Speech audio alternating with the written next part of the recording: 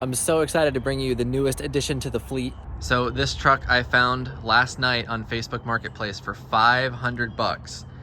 It's hard to believe. This thing is in pretty decent shape. There's a lot of parts in it, a lot of trash, a cut cat, among many other things. It's a bit of a mystery. There's a ton of parts here in the back, but I mean, overall, the interior is in pretty decent shape. Supposedly it has about 230,000 miles on it. Previous owner had this truck for about a year, he said, and had some issue with the head gasket that led to coolant getting down the exhaust that, kind of ruined the cat. And so he supposedly took it apart and realized he was in over his head. Also was running out of time because they're moving to a different state. And so they listed it for 500 bucks. By pure luck, I managed to see it 5 minutes after they posted it, and I just immediately jumped on it.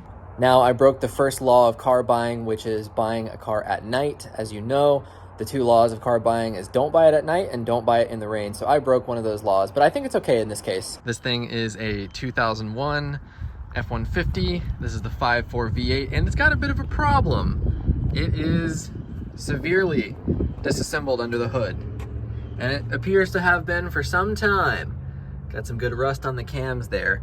But boy, oh boy, is this gonna be a good project. The main reason I jumped on this is because my dad recently passed away, but he had this almost exact same truck. He had a 2001, this one's a 2001. He had the 5.4 Triton V8, and this one is the 5.4 Triton.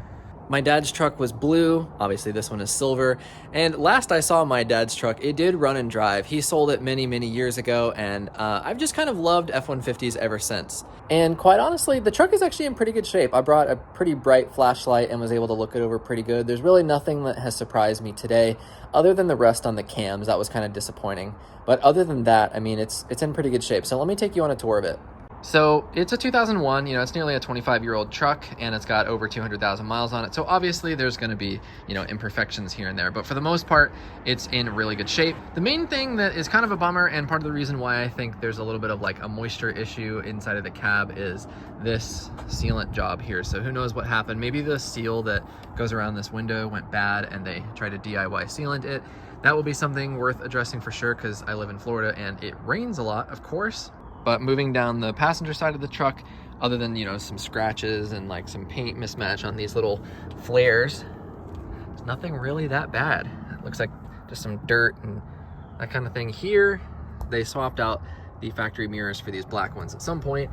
The tires are in not so great shape, but they're at least okay enough to move around.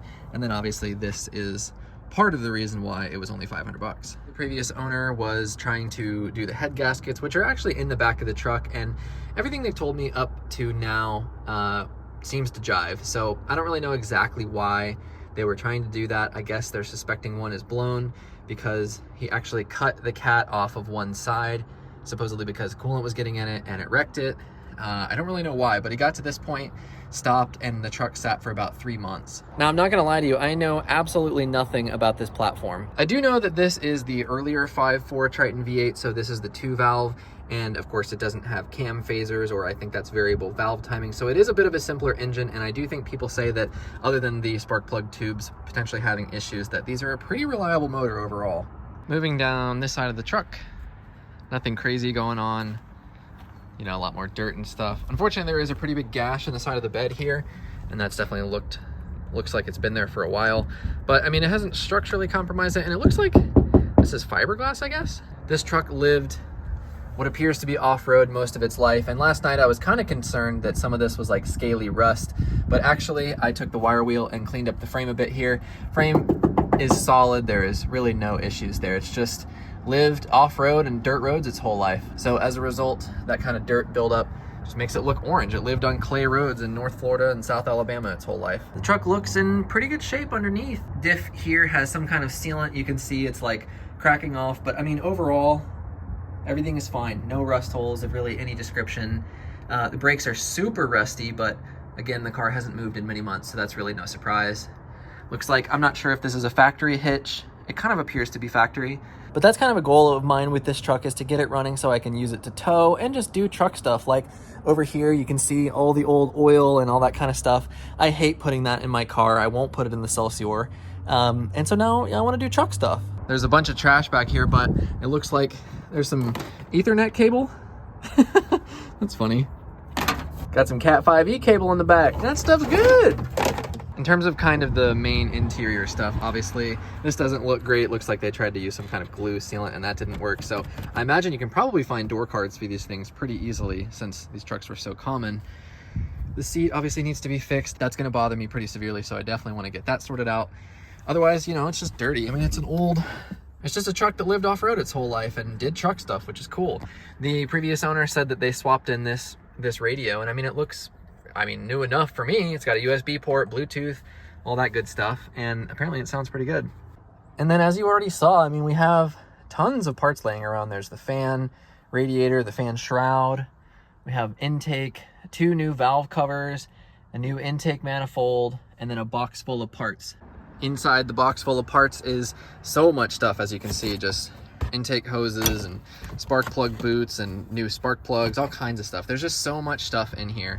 The challenge is that I've never worked on one of these, so I don't know how this stuff comes apart, so that makes it tricky. On my turbo BMW build, I actually bought another engine so that I could tear it apart, and that way I knew every nut and bolt and, you know, where everything went. It was a whole lot easier when I took it apart myself.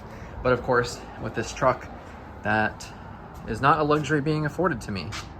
But I mean, like I said, look at this. That valve cover, this intake manifold, sorry, looks basically brand new. And then this valve cover, that appears to be new. There's some other various bits and bobs down here. Some oil, a filter. It's just like the dude just ran out of time and money, I guess. Of course, I mentioned that the previous owner cut the cat out, which you can see right there.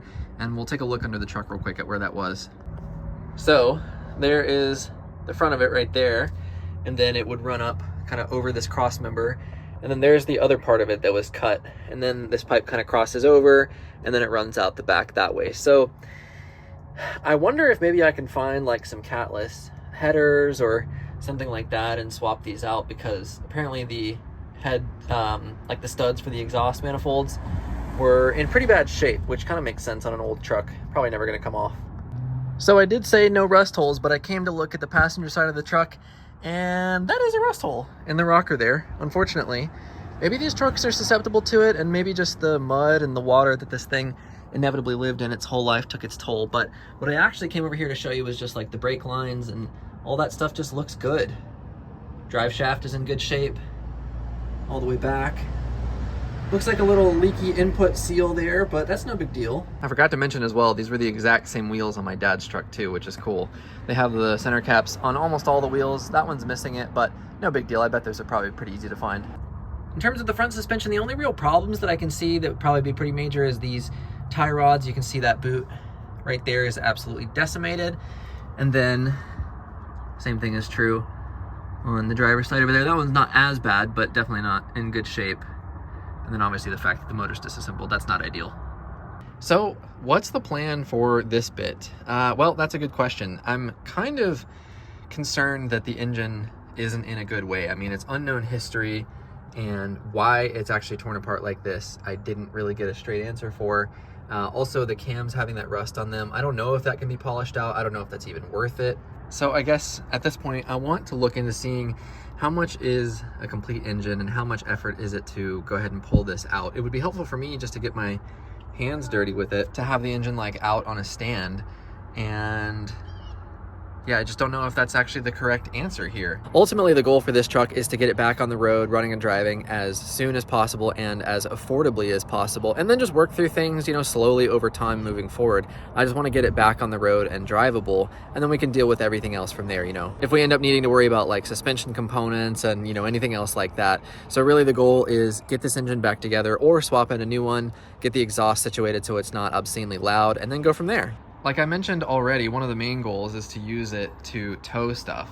And from what I understand, this platform and this particular configuration of truck can tow up to 8,000 pounds, which is more than enough to have a trailer and the Sonata. I think the Sonata weighs like 3,100, factory, maybe like 3,300, and then of course a bunch of the weight has been stripped out, so should be good.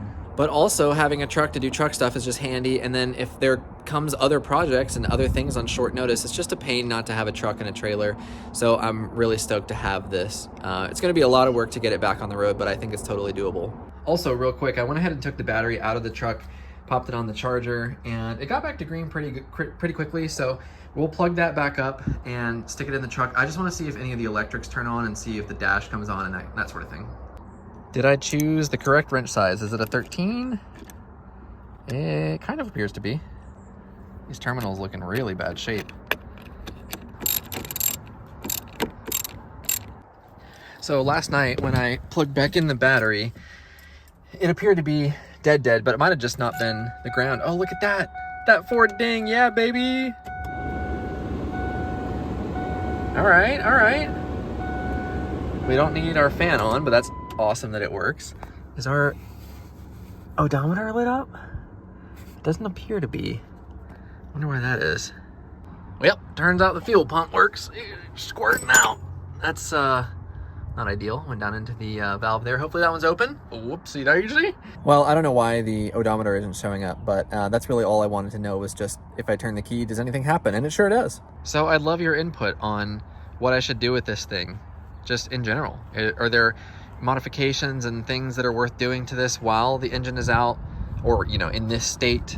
Does it make sense to pull the engine and then reseal everything? Is it easier when the engine is out rather than in the car? All those questions, if you know, let me know. So again, if you know this platform and you have input, please drop it in the comments below. I would greatly appreciate it. I'm super stoked about this project. It really fell in my lap, and it kind of is the perfect mix of all of these components, like being able to do a project that kind of honors my dad and hopefully be able to tow stuff and be able to do truck stuff. So it's really just like kind of a personal project that I'm glad to be able to share in with you guys, and hopefully seeing this truck restored back on the road is going to be exciting for you too. So drop your comments below. Look forward to seeing you in the next video, and please hit that subscribe button before you bounce. Thanks so much. See you in the next one.